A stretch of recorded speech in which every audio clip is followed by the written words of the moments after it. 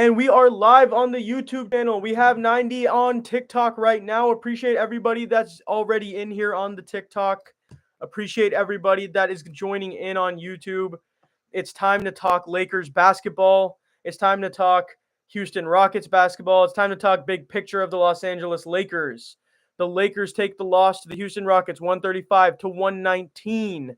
Cam Whitmore proved that he should have been the pick or Jaime Jaquez instead of Jalen Hood-Schifino. The Lakers desperately needed a wing. Instead, Taurean Prince was the option. Every time Taurean Prince was involved, it was ugly today. Jared Vanderbilt gets ejected within the first few minutes of the basketball game, and then it was over from there. Dillon Brooks was hitting threes. Jalen Green had 28 and 10 or more than that. The stats got lost after some time because it was just way too easy for Houston all game long. Jabari Smith had open threes. They had 5 players in double figures at halftime. Anthony Davis has had enough of Dillon Brooks. He's had enough of them. The Lakers lose the season series, and this is what happens. This is how you lose games. You play Rui 18 to 20 minutes in a game where he's probably your best shooter today. No adjustments at all. Taurean Prince playing too many minutes. The Lakers, you could argue they were down 20-30 in the third quarter, and at that time, they should have subbed everybody out. Because now LeBron has played 37 minutes, and they got to go back-to-back against DeJounte Murray, Trae Young, and the Hawks tomorrow. Those are not easy players to go against right there. Those are not easy players to go against. No matter what we may think about that team, they have like 18 total wins, but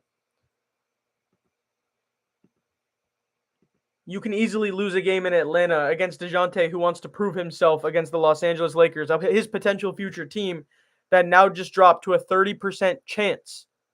A 30% chance of becoming a Laker now. I could see DeJounte becoming a Spur, maybe staying with the Hawks throughout the deadline. But Lakers fans are not happy right now. They're talking about trade everybody. They're talking about who the untouchables are, who they aren't. But at the end of the day, if D'Lo and Reeves can't hit threes and score points in a comeback at the end of games, you're not going to win any games. You're very reliant on those two to combine to be a third star. It's very important that those three combine to be a third star, or Rui. And Rui, in a game where he steps up, barely scratches 20 minutes, as Hoodie Hachimura on Twitter says.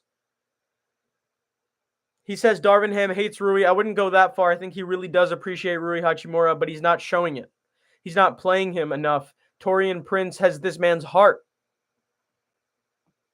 Cam Whitmore tonight, 20.6 rebounds. A lot of it was on Taurean Prince, Austin Reeves, fast break, pure domination in his 18, or not 18 minutes, in his first like 14 minutes.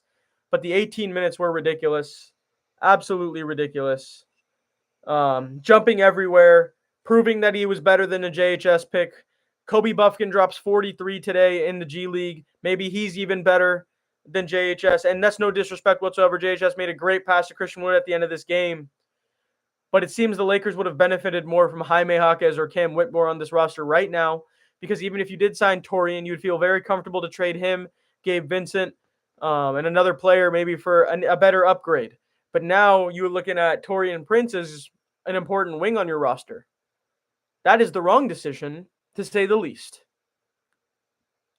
The Lakers struggle because they rely so much on every single shot because they are so mistake prone.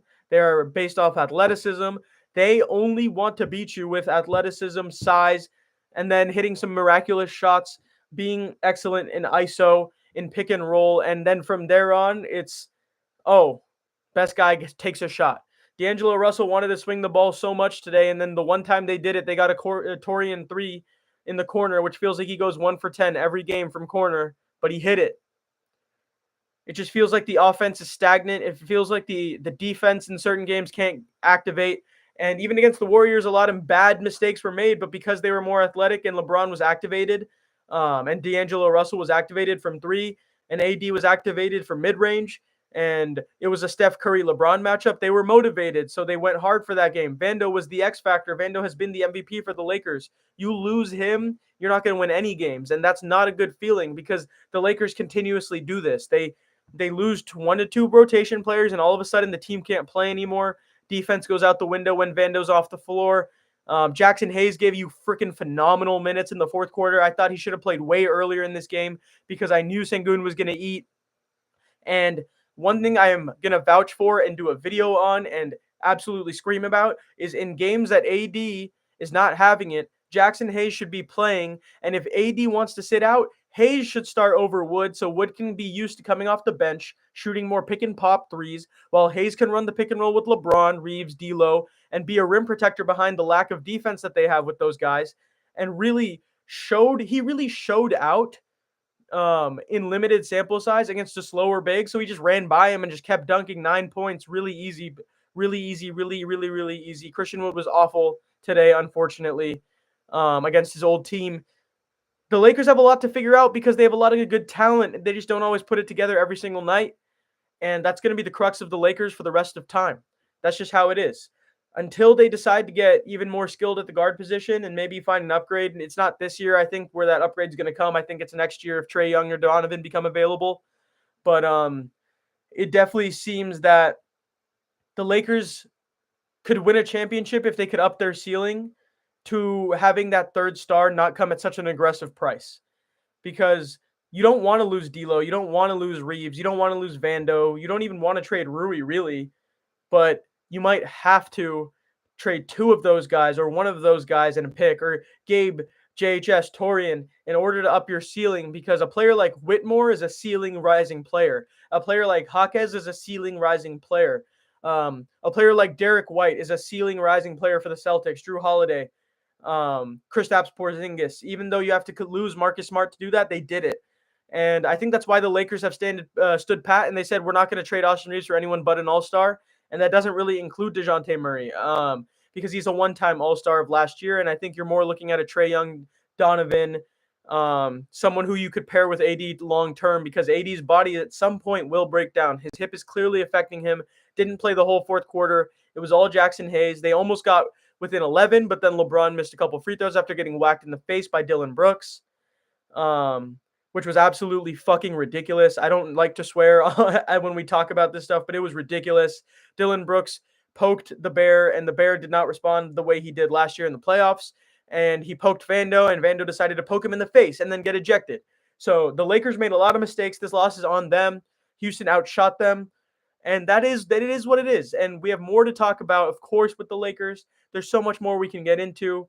But this is where I kind of want to end right now, because I want to do a video on what the Lakers really need to do. I think the rotation needs to be figured out. I think it's obvious that shit just isn't working right now against mid-tier teams. Like, why are the Lakers only able to step up against higher-tier teams? There's a lot to go over with that, and we will go over that in the next video. Expect that on TikTok. Expect that on Instagram, everybody. Twitter, YouTube, _NBA. If you're in here, follow me. I appreciate you guys. Like the stream. Content coming tonight. Content coming tomorrow. We are back. Life is not lifing as hard as it was. So now we are back in content. We will be posting daily. I'm still working for the Santa Cruz Warriors, but it's Lakers till we die, everybody. It's Lakers till we die. And I will see you next time. Definitely tomorrow, post-Hawks game. Probably a video in the morning as well. We are back. NBA out.